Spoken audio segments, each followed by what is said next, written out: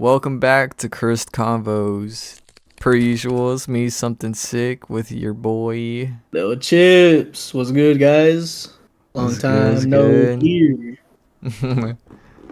And today we got another story from No Sleep, r/No Sleep.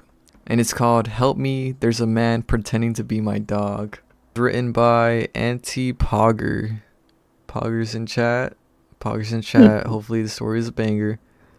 Let's Oh, I get it. read this one. Shit was crazy. Nah, you're lying. Nah, for real, bro. Really? This shit was crazy. Ah, should I pick another one then?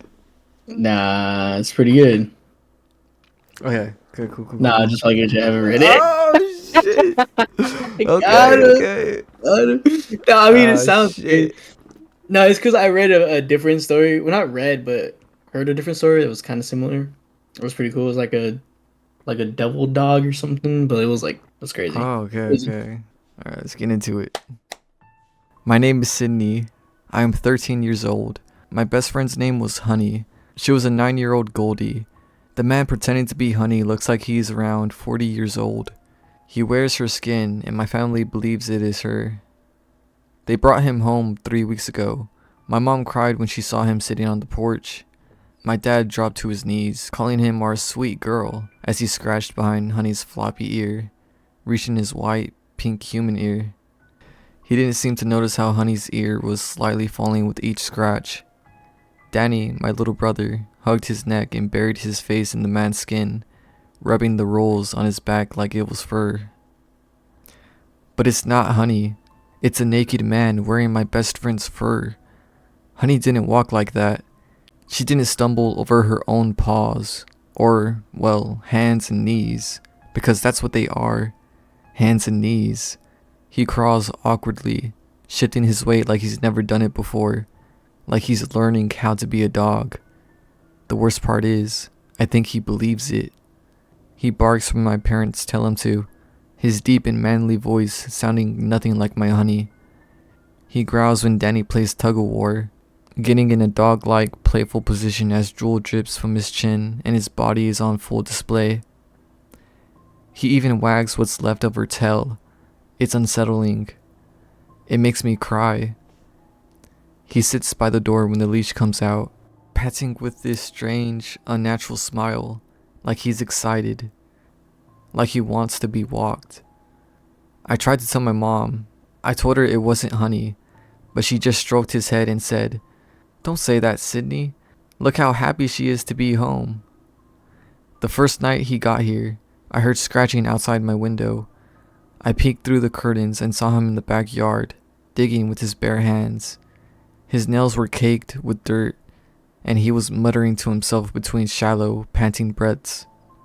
I stayed up all night listening to him claw at the ground. The next morning, I found out why. When I went outside, there was a fresh hole near the fence where he'd been digging. It was sloppy, dirt scattered everywhere, and at the bottom of it was Honey's old collar. It was torn, the leather shredded, and the metal buckle was stained dark red. I didn't hear him coming. "You shouldn't have gone out here," he said. His voice was low, and when I turned around, he was crouched by my legs. His head tilted like he was trying to understand me.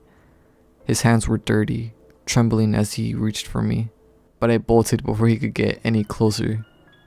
"Honey, come here, girl," my dad called out, and he went back to barking and tail wagging, trotting to him on hands and knees, but not before looking at me with his tongue out.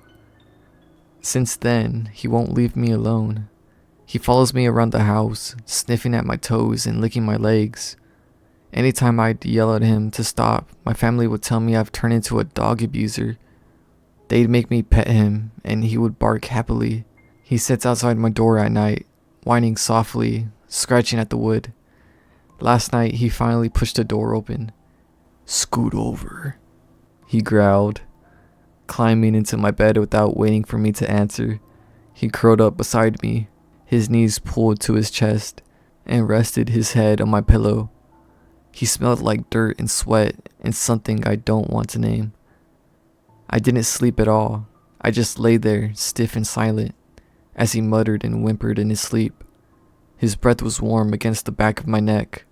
I can hear every human word that left his lips, and yet my family doesn't believe me. They really think it's Honey. I am the only one mourning my best friend. I don't think he's going to stop, and I'm scared. Damn. Holy And that's shit, the end dude. of Help Me, There's a Man Pretending to Be My Dog. Pretty good, pretty creepy to imagine just someone walks in just wearing your fucking best friend's skin. That's like terrifying. What if, like, low-key, she's the only one tripping out? Like, what if she's actually, like, hallucinating and thinking that the Mm, dog is just a man? That's why her family hasn't noticed? Because I'm pretty sure you'd be able to notice, you know? Like, I don't know, it's weird. Like, what if she's just going through shit? true. I mean, if it was like only her and everyone, even outside the family, says, yeah, that's a dog, okay, then that's like, it might be just her. Creepy. It reminds me of the show Wilfred. Have you ever seen that show? A little bit. Go to the comments, let me see what they say. Please get Please him get him. euthanized. That's crazy. Yeah, he needs to be put down. Maybe see if you can contact any authorities to see if anyone's outside your family recognizes that this man is Honey. That's Look, crazy. he follows up. I tried to pull his skin off during dinner and have been grounded for abusing Honey. I've been trying to think of ways to expose him for the weirdo he really is. Even at school, I can't stop thinking of how to get him out of my house and how I'll find the real Honey. I told my friends about this. I hope they can help me show others that this isn't Honey. But because I'm grounded, I'll have to put up with him staring through my window, sometimes howling at me through it, for another few weeks. When I bring my friends over, I hope they see what I see. I will try and stay safe till then. Thank you. That's kind of cool. I like how he stays in character. Honey's super dead. Sorry to break it to you. Some commenter said. The good news is, I think there's an easy way to get rid of this parasite. Dogs eat things humans can't. Start feeding him old raw chicken or cow brains from the butcher. Maybe if he gets sick enough, he'll fuck off. Oh, wow. That's crazy. Scale of 1 to 10, what are you thinking? I'd give it a 7. 7. Fair. Yeah. You know, I agree. 7 sounds good. Sounds comfy to me. Short, sweet, scary, and unsettling. This next story is called The Imitation Game, written by T.J. Lancaster. Part 1. The camera feed stuttered. A brief flicker of digital noise before stabilizing on the face of Wayne Carter, illuminated by the stark glow of his headlamp. He adjusted the angle, flashing an amused grin at the audience. "Alright, folks," he said, voice carrying through the quiet forest. "We're about 4 miles into Blackwood National Forest, and Wes is already convinced we're being watched." The camera shifted to Wesley Hanlon, his face half lit, casting deep shadows across the sharp lines of his features. He let out a dramatic sigh and leaned closer to the lens. "I don't think we're being watched," Wes corrected, voice laced with mock severity. "I know we are." The live chat at the bottom of the screen filled with scrolling text. A mix of skeptics and believers flooded the feed, some urging them forward, others taunting their nerves. Wayne snorted, shaking his head. "Classic Wes. You hear some leaves rustling, and suddenly Bigfoot himself is breathing down your neck." "Not Bigfoot," Wes corrected. "The imitator." Wayne rolled his eyes, but he didn't interrupt as Wes turned the camera toward the skeletal trees stretching into the pitch-black expanse ahead. "Local legend," Wes continued, his voice taking on the same theatrical cadence he used whenever recounting cryptid lore. "People say there's something in these woods that learns you, studies you, and then, when it's ready," he snapped his fingers, "it becomes you." The chat erupted in response, some laughing, others expressing discomfort. One user, Seance42, typed, "That's why no one ever finds the missing people. They do, but they don't know it." Wayne scoffed. That's some real comforting stuff. Thanks, buddy. Wes ignored him, continuing his tale as they walked. Hunters, campers, hell, even some cops have reported weird sounds out here. Voices calling from the trees, but no one's there. Sometimes, the voices repeat things they just said, but all off. Wayne grinned at the camera. So what you're saying is, if I call your name, don't. Wes cut in, shoving him lightly. Wayne chuckled but let it drop. The forest swallowed the sound. Even with their flashlights, the darkness pressed against them, damp and cloying.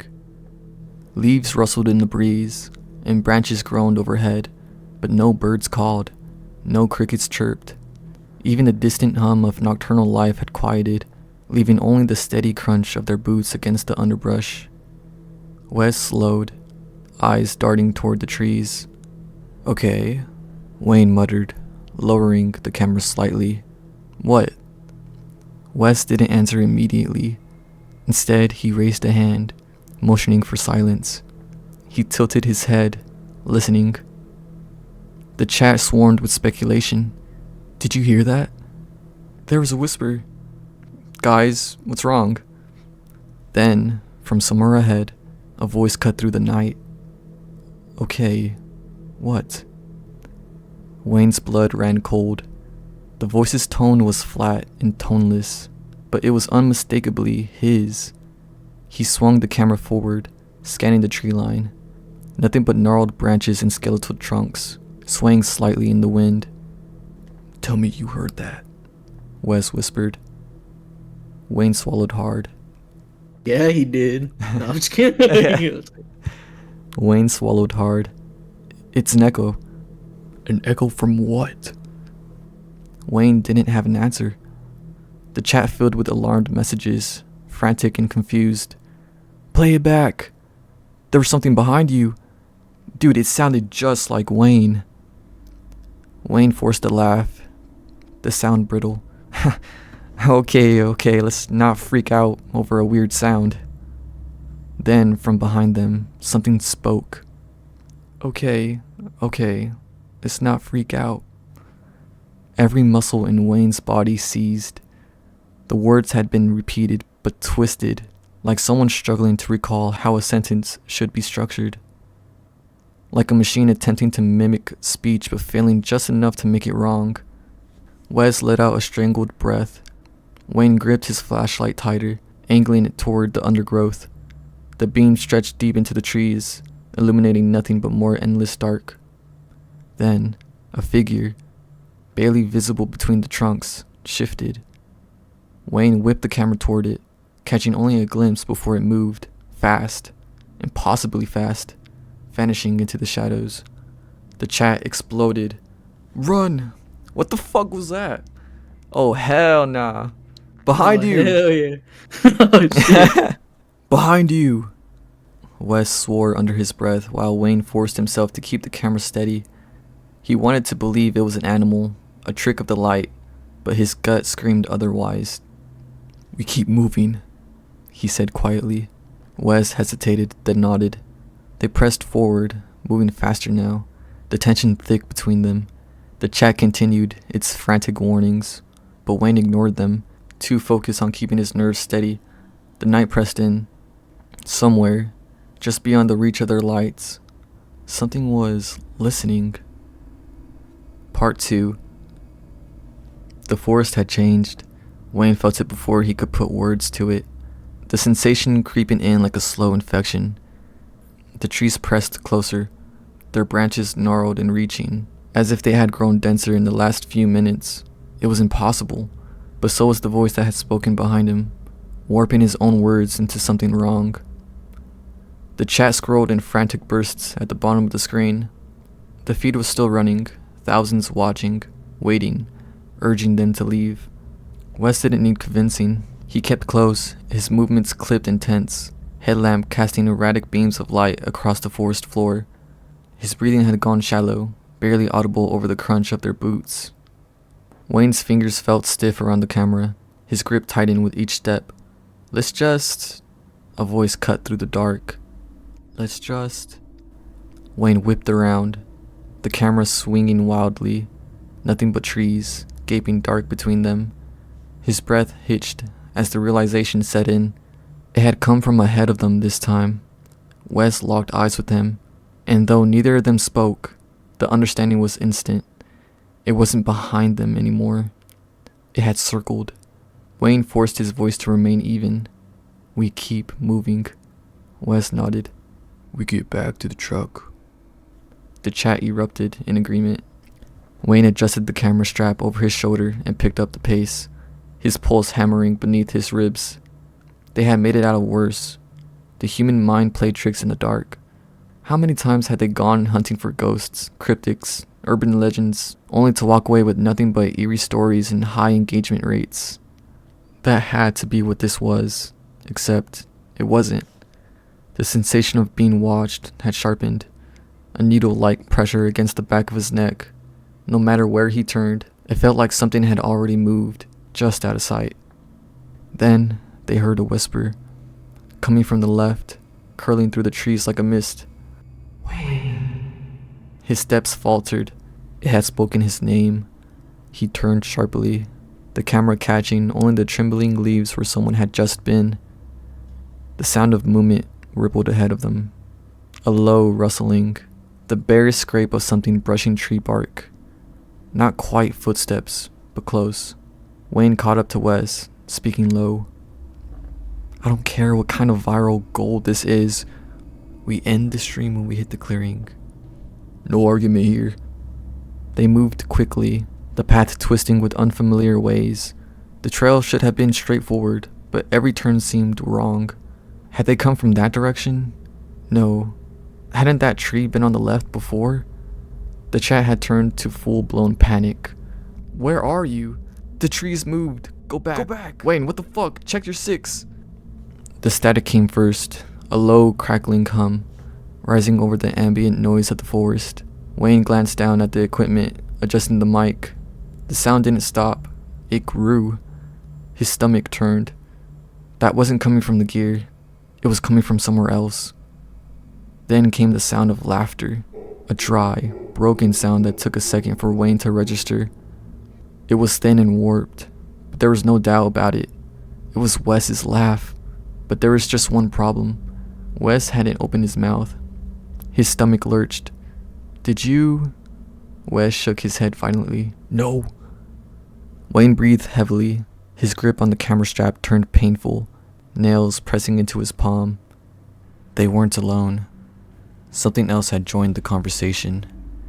The laughter tapered off, melting into the static and the wind, into something that hadn't been there before. And then it spoke. Did you... Wayne's voice. He staggered back a step, the ground suddenly unsteady beneath his feet. The camera slipped in his hands, the lens shaking as he swung it toward the sound. A figure stood between the trees, vaguely humanoid, the light catching it in brief flashes. Its arms were slightly too long, its fingers moving in strange, hesitant jerks. Its face, obscured by shadow, tilted curiously, observing them. Wayne could see the outline of a mouth, a suggestion of lips curling in an unnatural, half-formed grin. It took a step forward.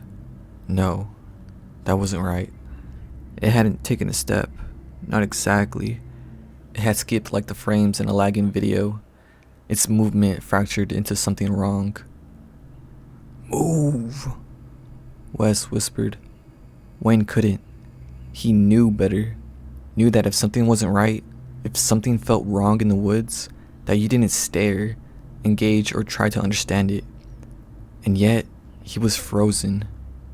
The figure twitched again. It glitched again, closer still. And then it spoke. Move. The voice was the same. His voice.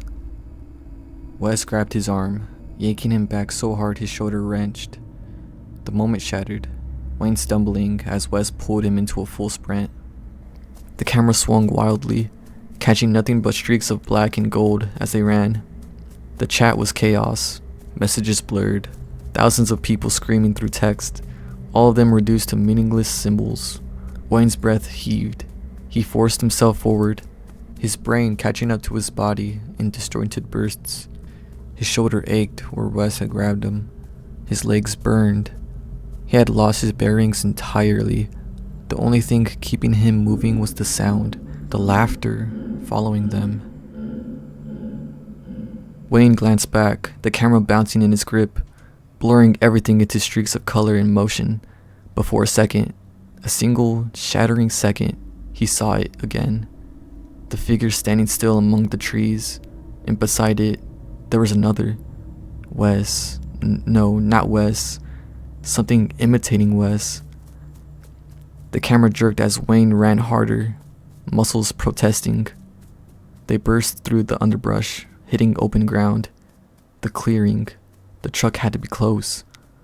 The chat still scrolled. The stream was still live. He had to... The camera slipped from his hands. The world tilted as it tumbled, the feed capturing a final, dizzying blur. And then it landed, upside down, screen flickering. The last thing the audience saw was Wayne and Wes, silhouette against the distant headlights. Before the screen cut to black, the chat went dead. The live stream terminated. Part 3. Before we get into it, what are you thinking so far? They made it out alive. They did, but oh wait. Oh shit. Never mind. The bodies were found 3 days later, man. Wow. That literally the next crazy. No, not our fucking boys. Ellen chat, boys. R.I.P. Ellen chat. Nah, it's pretty good though. Yeah, it's like keeping you on your toes, and I like the aspect of like kind of like lost tape media. It's pretty cool. Right. That, Gives that feeling. yeah. All right, Sold on on to it. part 3. The bodies were found 3 days later. A pair of hikers stumbled across them near a fire break, 1.5 miles from the main road. They called it in immediately, voices unsteady as they described what they had seen. 2 men, slumped against separate trees, eyes wide open, limbs awkwardly arranged as though they had been posed. Their heads rested at unnatural angles. Detective Paul Riggins arrived at the scene just after dawn, the rising sun barely cutting through the heavy mist curling low across the ground. He had worked enough missing person cases in the area to recognize the inevitability of grim discoveries. But this one felt different. The men hadn't just collapsed there, they had been placed, positioned. Their expressions were not contorted in pain, but frozen in a dull, absent stare. No obvious injuries, no blood, just the wrongness of their stillness. Riggins crouched beside the nearest body, studying the way the arms were folded across the chest, fingers half-curled, like a marionette left to rest mid-motion. He didn't like the way the head sat on the shoulders, tilted too far, the skin at the throat stretched tight, a fracture maybe, a snapped spine. The second man, positioned across from him, propped against another tree, was in the same condition, the exact same position. Riggins exhaled sharply through his nose. Jesus. A uniformed officer, young and visibly unsettled, hovered nearby. No signs of a struggle, no drag marks. He hesitated. It's like they just sat down and died. Riggins didn't respond right away. He shifted his focus to the ground, looking for any hint of what had brought them here. Boot prints led up to the trees, matching the victim's shoes, but there was no signs of pursuit, no blood, no broken branches indicating the desperate escape. The young officer cleared his throat. You know who they are? Riggins nodded, standing. Yeah, I know. It had been impossible to miss. The case had already spread beyond their jurisdiction, even before the bodies turned up. Wayne Carter and Wesley Hanlon, cryptid hunters, social media personalities, paranormal thrill seekers, had gone missing after broadcasting a livestream from these very woods. Their last known moments had played out in real time to an audience of thousands. and now they were dead. Riggins had watched the footage himself. It had been difficult to follow. Shaky camera work, panicked movements, the night swallowing most of the details, but the audio had been worse than the visuals. The moment when the voices started repeating, the distorted mimicry creeping into the dialogue like a parasite left an impression that Riggins hadn't been able to shake. The stream had ended in chaos, with the camera tumbling and the feed cutting out. That had been the last trace of them, until now. A forensic tech approached, lowering her camera. "No immediate cause of death," she said, her voice tight. "No external trauma aside from the way their heads are positioned. We'll have to confirm back at the lab, but..." She hesitated, glancing at the bodies before looking back at Riggins. "It doesn't look like they fought back." Riggins met her gaze. Meaning? Meaning if someone or something did this, they didn't resist. He frowned. "That doesn't make any sense." She shook her head. "No, it doesn't."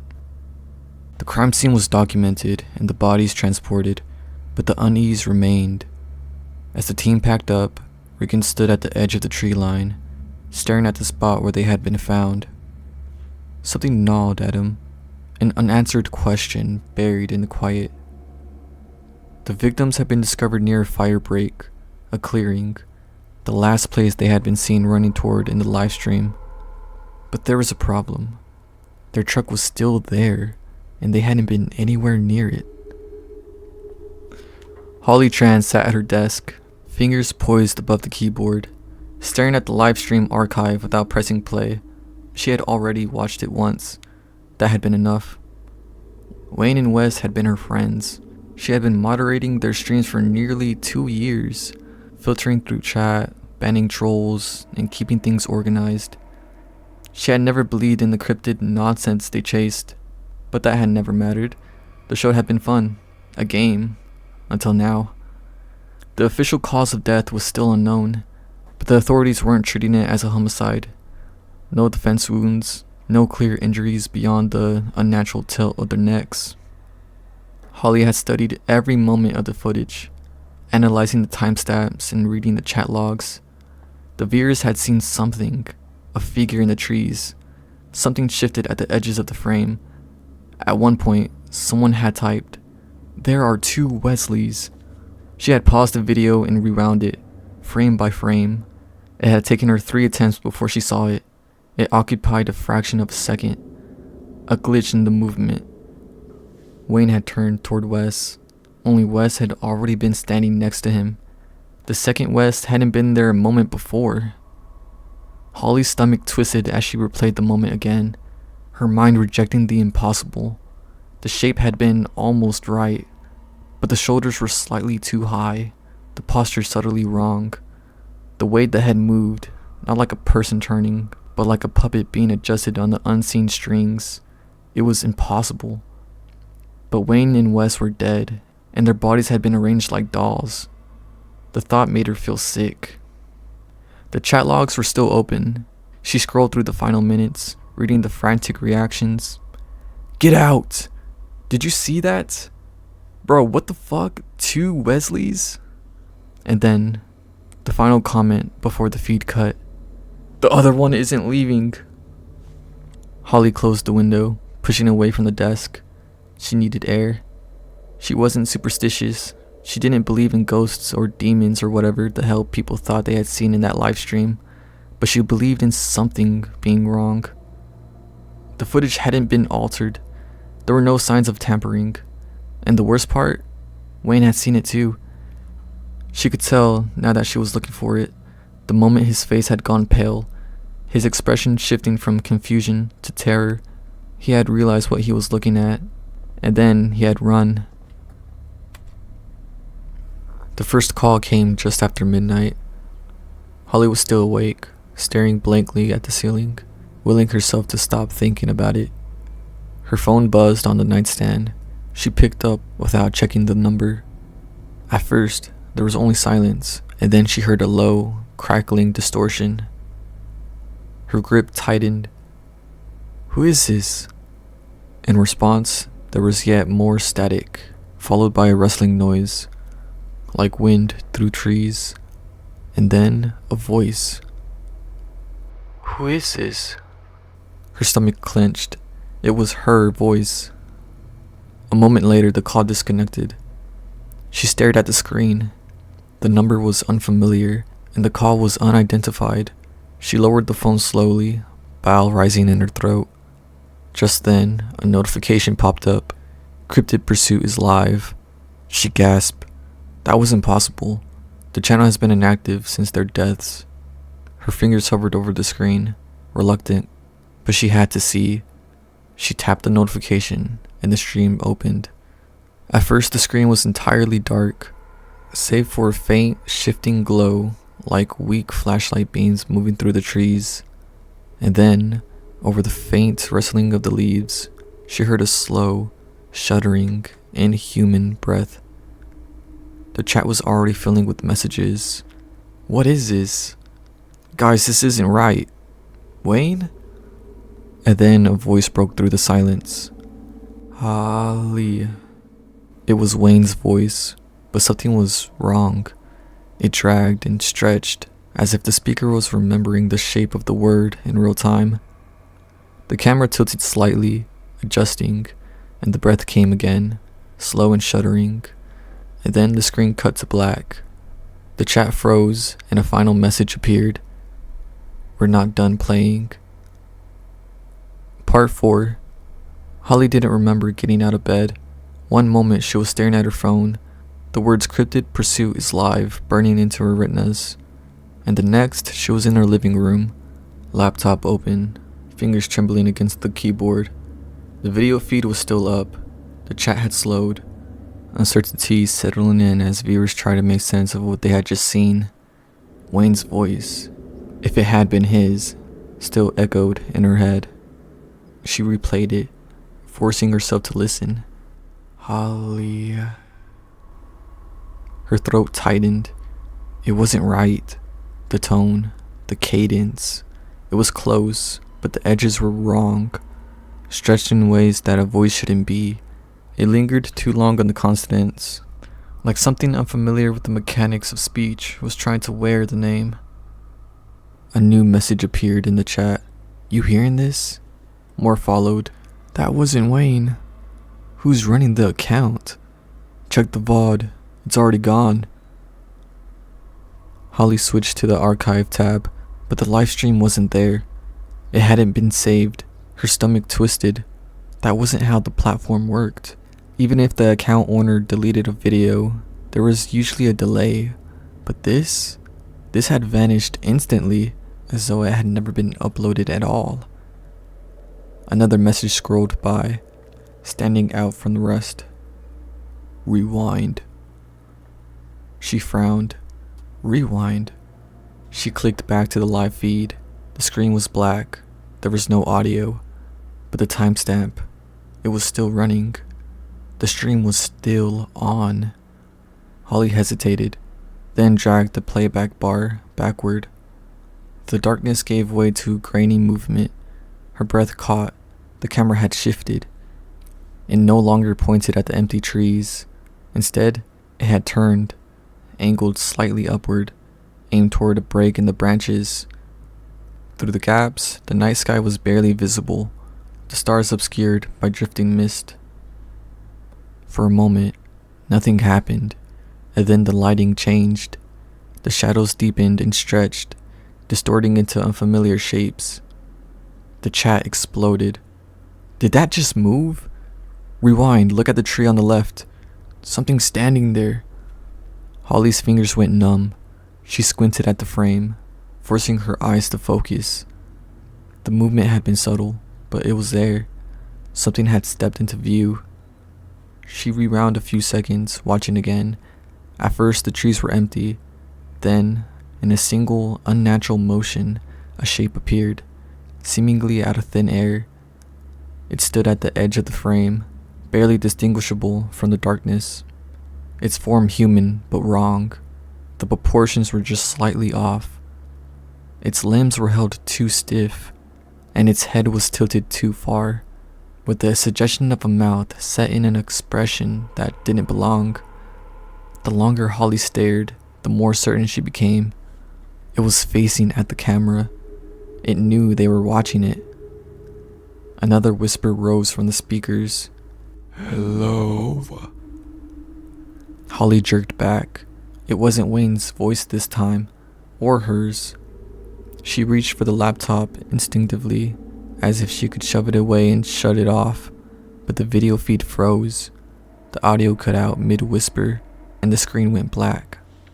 The chat continued for another few seconds before stopping entirely, and then, with no warning, a final message appeared at the center of the screen. "We are only getting started." So I'm so confused. So she's reviewing the footage, but the screen froze and a text appeared. So, what the fuck? Is it a paranormal thing now? Because I thought it was a skinwalker. It sounds like a skinwalker, but I don't think a skinwalker would have the power to do that. Manipulate like frequencies and shit like that, or like Yeah. So that's maybe got it's a me mixture curious. of both.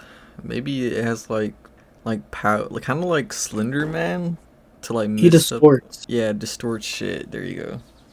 I don't know. I don't think it's about distortion. I feel like it's just more like it has like a power to possess like the recording. So that's kind of why, but it's still weird because then it can't be a skinwalker. There ain't no way it's a skinwalker because I don't think they could do that. Yeah, they can imitate voices and shit, but not, well, at least from my knowledge, to like be able to like re-fuck with footage. Like, what is he now, an editor? The fuck is that? I don't know at this point. We'll see. True. Continue. Holly didn't sleep. She sat curled in her desk, staring at the dark monitor long after the stream ended, long after the chat had fallen silent. Her mind refused to settle. She had been so certain that it was a hoax, that someone had hacked the account, tampered with old footage, or manipulated the broadcast. But deep down, something clawed at the edge of that certainty, a whisper of doubt threading through her thoughts, because she had seen it, the thing standing in the trees. She pulled up her phone, fingers unsteady. Her first instinct was to text someone, anyone, but she hesitated over the keyboard, unsure of what to say. Instead, she scrolled back to the last messages she had sent to Wayne, just over a week ago. "You guys alive? The chat's losing their minds. Seriously, text back." The message had never been opened.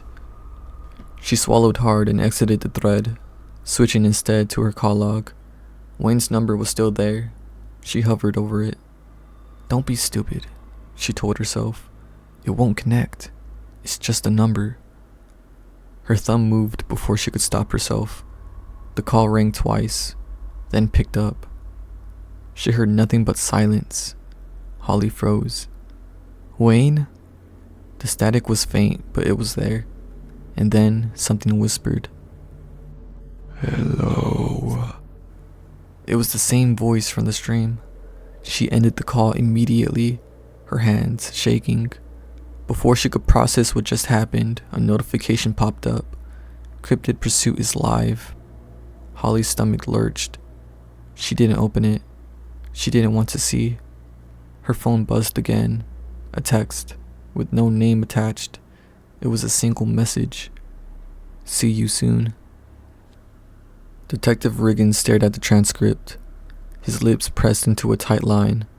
He had never cared for the cryptid nonsense.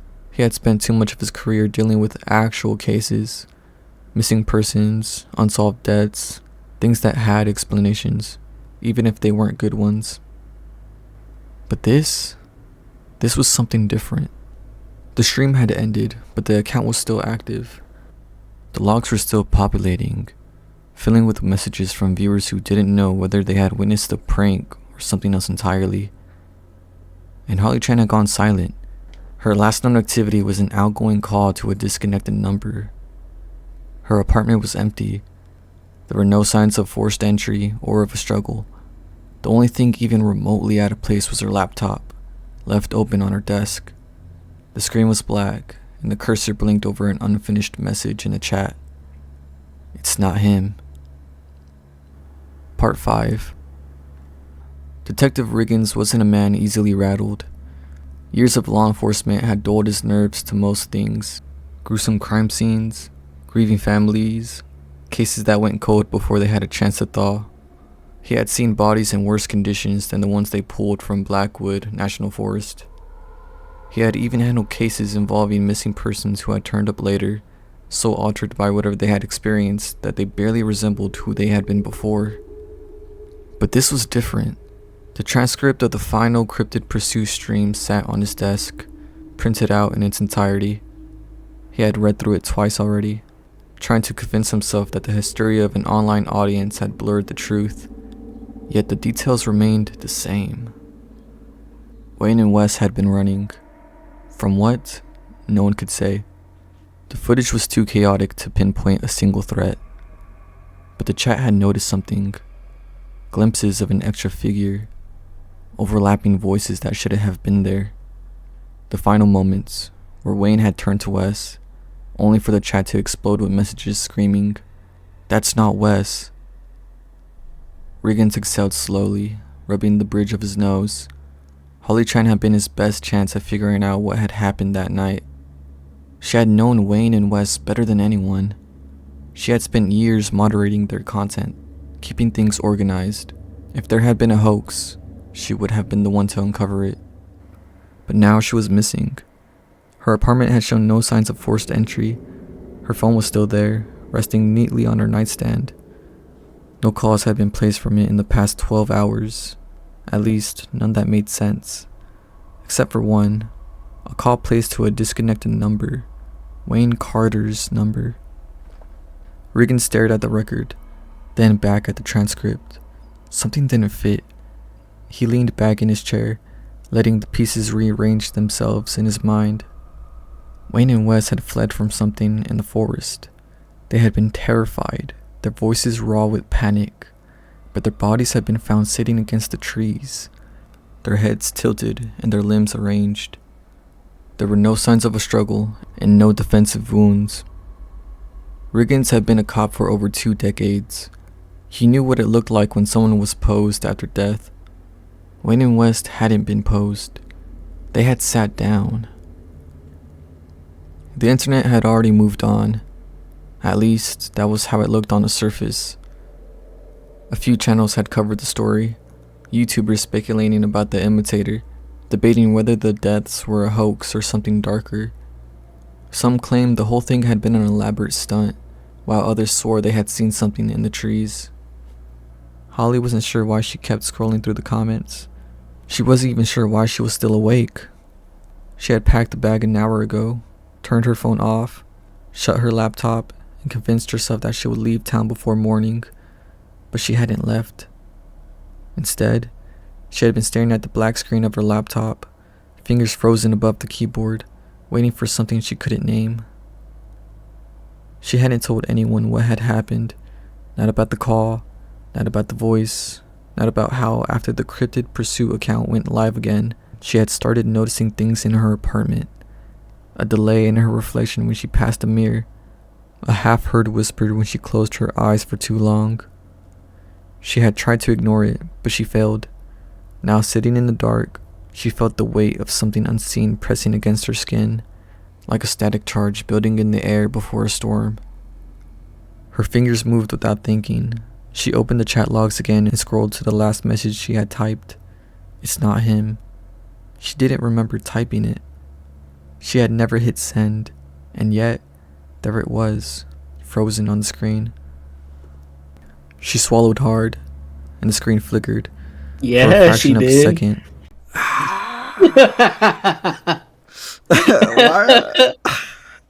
Woo! Let's go. I had to. Yo, Loki though, I gotta say, shout out to chat. Chat, clip it. Chat. Is this real? But I don't know what to say. So maybe it's like a Skinwalker Slenderman type, like you were saying. Only because of the fact that what the fuck was it? Something about like I'm drinking, that's why. So I'm a little hazed. But okay, so you know how Slenderman, like you see him, you're his next target. You know what I'm saying? Mm. And so that's kind of what I think is going on. Like now that since she saw him in the frame, I feel like that counts as to be like, oh shit, she saw me, so now she's next. Hence why she's like seeing shit, you know, like kind of indicating that hey, you're my next victim, so prepare to die. Like, it You doesn't know? even matter. Like, yeah. Yeah. If it's for a split 'Cause- second, like, it's just with you now till you're dead. Yeah, I think that's if that's the case, that fucking sucks. Like just seeing him in a fucking mess or a Video. frame. Like, Yeah, like a shit. frame. But hey, wouldn't that count for anybody else though? Like the viewers, like the chat viewers? Hmm. True. Interesting, right? Interesting take. That's what I'm saying. I mean, shit, maybe chat's just safe there. Or maybe they're just too far for him to go kill him, you know? Yeah, true. Either way, bitch gonna die, bro. I'm gonna tell you right now. She gonna Yeah, die. She she dead as hell. done. She done. She good. Chat, clip it. Alright, I'm gonna start Yeah, it. alright. She swallowed hard, and the screen flickered. For a fraction of a second, her reflection in the laptop monitor didn't match her movement. She slammed the screen shut. She was done waiting. The forest was wrong. Holly had expected the unease. She had spent years watching footage of these trees, listening to Wayne and Wes talk about the legends, the disappearances, but nothing had prepared her for standing at the edge of them, staring into the void beyond the trailhead. She gripped the flashlight tighter, forcing herself forward. She had to see the clearing for herself, the place where they had last been seen. She had already found their truck, still parked where they had left it. The doors were locked and the keys were gone, but there were footprints leading away from it. 2 sets going in and none coming out. The trail stretched ahead of her, winding through trees. The deeper she went, the quieter everything became. Her flashlight flickered, and Holly stopped. Ahead of her, just beyond the reach of the beam, the trees shifted. Amidst them, she caught a glimpse of a shadow, taller than the others. She forced herself to take a step closer. The light wavered again, and for a moment, she could have sworn she saw a half-formed face, just barely visible, like a blurred reflection on water. "Holly," a voice said, interrupting the silence. She turned and ran. Her own name followed her, repeated in broken whispers, voices overlapping in a chorus of mimicry. She pushed herself forward, legs burning, branches clawing at her arms. The trail twisted in directions she didn't recognize, the path warping beneath her feet. Then she spotted a light, a break in the trees. She stumbled into the clearing, chest heaving, and stopped. There, at the center, stood 2 trees, and against them, there were 2 figures, Wayne and Wes. Holly's breath escaped her in a strangled gasp.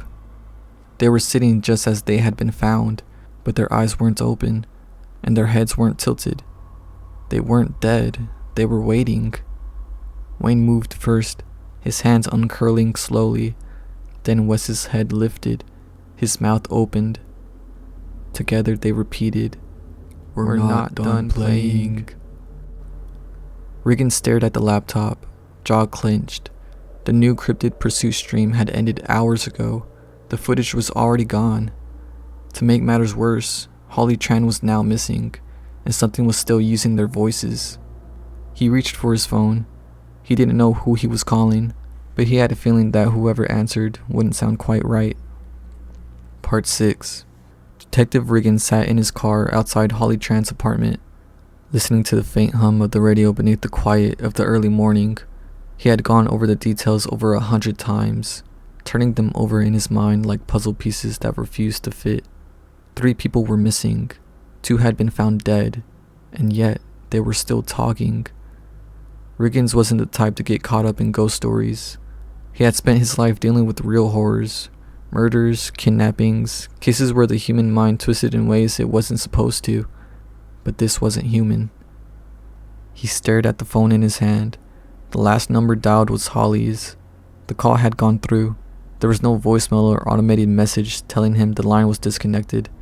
Someone had picked up, and for nearly 10 seconds there had been nothing but breathing. Then finally a voice came through the line, saying just one word.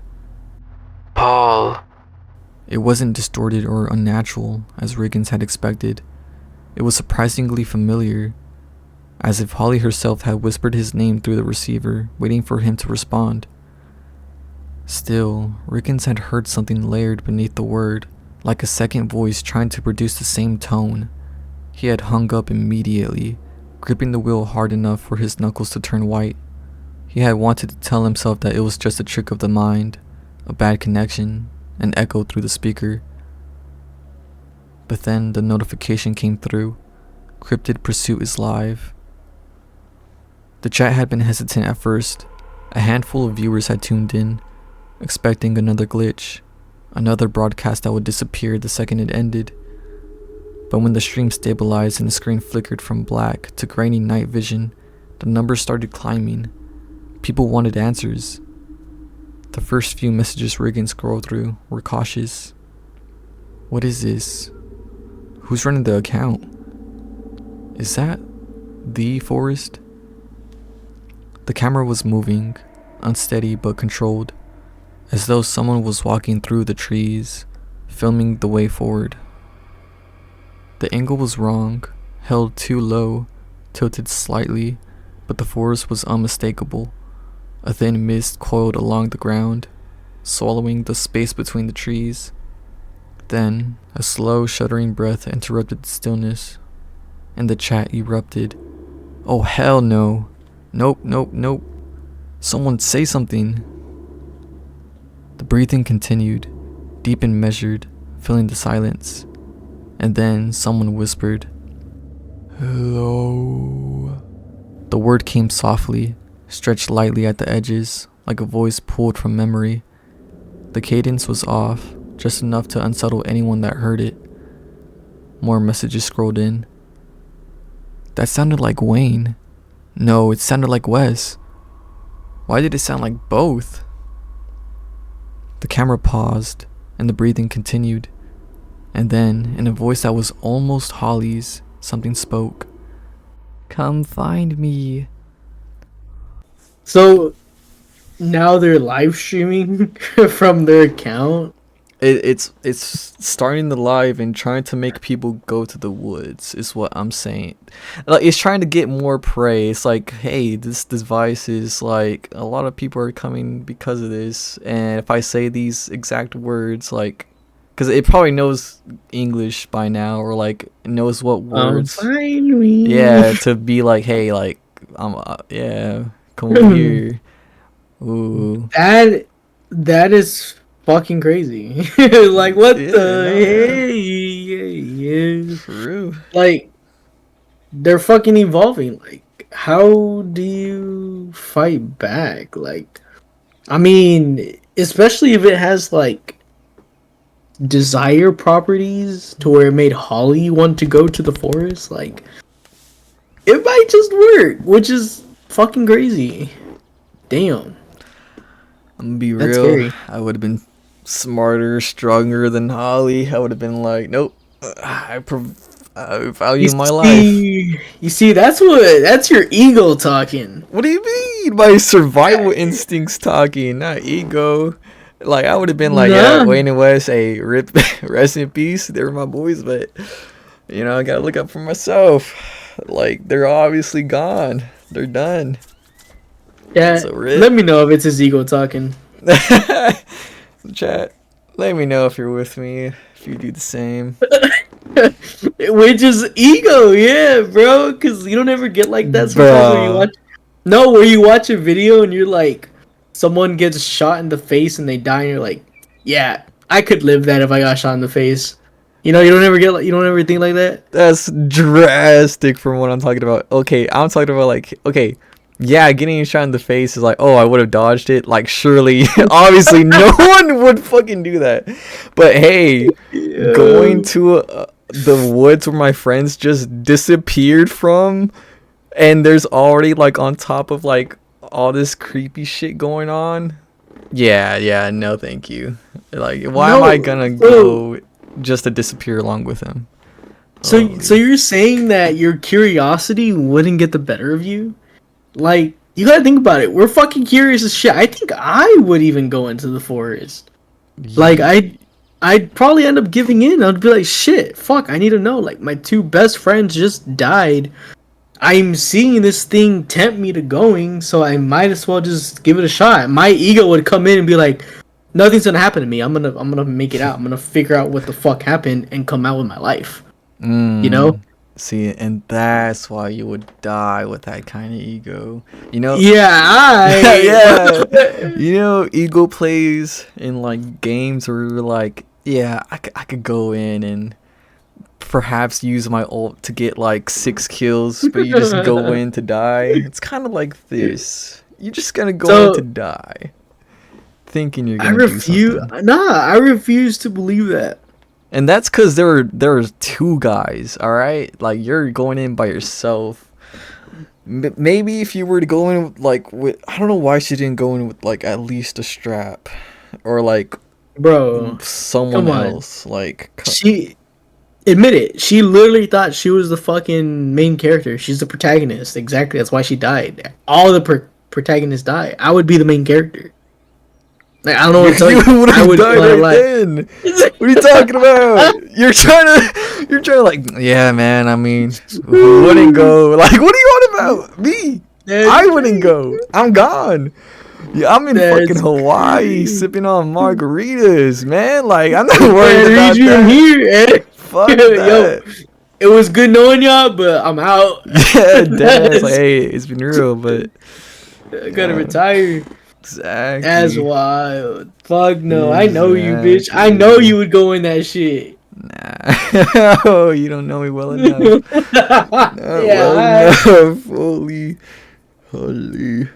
that's crazy though. Ah, fuck, shit. Well, Regan's gonna be the next target, so let's go.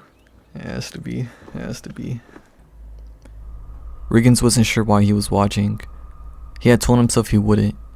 He had seen the last one, had read through the logs, had listened to the recordings of whatever had spoken through Wayne and Wes's voices before the stream cut. But this was different. Holly was still missing, and now something was pretending to be her. The stream flickered as the camera moved again. Tracking through the trees, the image was unsteady, but the path was familiar.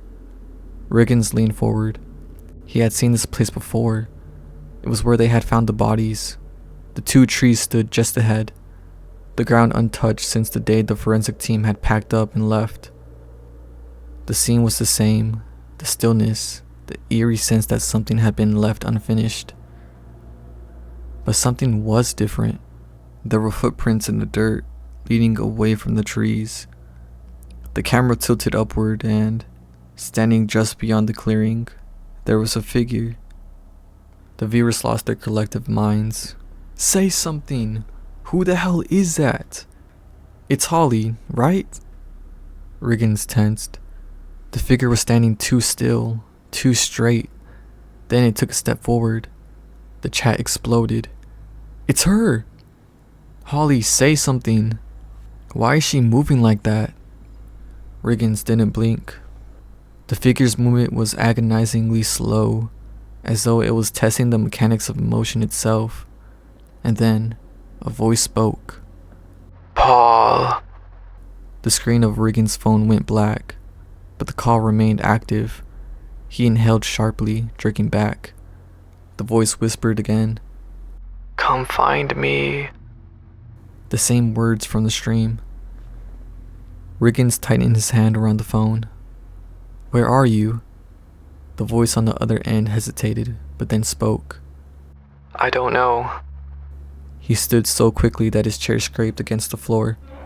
The video feed was still running, and the camera was still aimed at the figure. The chat was unraveling, some users crying hoax, others swearing they had heard something in the background. Another voice, layered beneath the first. But Riggins wasn't looking at the screen anymore. He was looking at the window behind his desk, at the reflection staring back at him. at a macabre facsimile of himself, and the way its head tilted a fraction too far, the breath stalled in his throat. Then, in a voice that was almost his own, something spoke. That was fun. Let's play again. The cryptid pursuit stream went offline at 3:17 a.m. The chat froze, the video disappeared, and the account was gone. For a few minutes, the internet panicked. Then the first emails came in, anonymous uploads, fragments of footage, the same clip sent to hundreds of users. The video was barely 20 seconds long. It was a shot of a window with a reflection in the glass. The shape of a man stood behind it, watching from the other side. And over the final frame, everyone heard a voice, one last time, whispering a single word over and over again. Each utterance a sickening mockery of the voices of everyone who had disappeared. Hello. None of the victims were ever heard from again. Detective Riggins abruptly resigned a month later. He, too, disappeared. From the outside, everyone assumed the pressure and the guilt had gotten to him, but those who had viewed the Cryptid Pursuit live streams knew better. They knew the reason why no one ever found the people gone missing in Blackwood National Forest. They knew there was something in the woods that studied Riggins, and that, when it was ready, it became him. And that is the end of The Imitator. Tell me your thoughts in the comments. Little chips. Any finishing thoughts here? Fucking shit. I mean, good story. I'll start off with that. I mean, I hate that they didn't discuss what the fuck it was. I mean, I guess the imitator's enough. Yeah, man. Basically another fucking skinwalker, or like, well, yeah, basically a skinwalker that has powers. Spooky. Which, I mean, but that just kind of shows that shit, dude. They're evolving, and that would be pretty crazy. That would actually be scary as fuck. So, I don't know if I'd want to deal with that. Yeah, no, that's fucking. How does one simply? It's gonna be hard too. Like when you come to like, say if you do bring some people into the woods to like try to take them out, and like you just see like copies of people. It's like, what the fuck? Unless like y'all have something specific that the monster doesn't, or like, you know, or I don't know. You gotta find some way to like go around that. Because I was gonna say maybe you could like have certain stuff, but can't they just like just take a glance at you and make it on the fly, you know? Yeah, that's what I was thinking. Like, yeah, they could probably like mark their foreheads or something to be like, oh yeah, this is me. Yeah. But yeah, can't they just do that back? So I don't really know how to like combat that. I feel like you're just, I mean, burn the whole fucking forest then. You know what I'm saying? Maybe like if you're cuffed together, not cuffed, but like with rope or like string, that'd be cool. And then, like, you just see anyone else that's like not in the string that you have, like, shoot them. And that's if bullets can even kill them. Yeah. Silver bullets, dog. Usually work. They're not fucking werewolves. What the fuck? Hey, that works for shapeshifters too, man. Suck my dick. Does it actually? Yes, sir. Probably write it somewhere. Me. Ain't in this book. Yeah, hey. Nah, fucking silver bullets usually works for most undead. Or most, like, supernatural shit, which is crazy to me. Why is that? What's like the... I mean, it's only silver. I have no idea, but... that's just what, like, supernatural shit usually is vulnerable to, which is crazy. Alright guys, if you liked the video, you know what to do. Subscribe. Let us know what y'all would like to hear in the future if y'all have suggestions.